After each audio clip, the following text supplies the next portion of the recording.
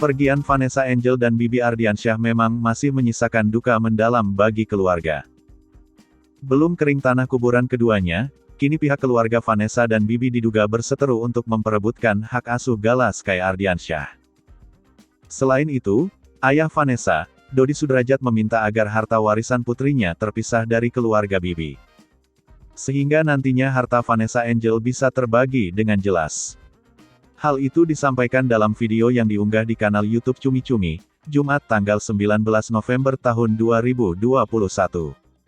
Keinginan saya suratnya terpisah.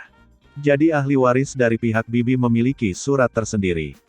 Untuk keluarga Vanessa memiliki suratnya tersendiri, kata Dodi. Sementara soal asuransi Vanessa Angel, Dodi Sudrajat menjelaskan hal itu masih diurus. Tanpa sepengetahuannya, Vanessa ternyata telah menetapkan ayahnya dan sang adik, Mayang sebagai ahli warisnya sebelum menikah dengan Bibi Ardiansyah.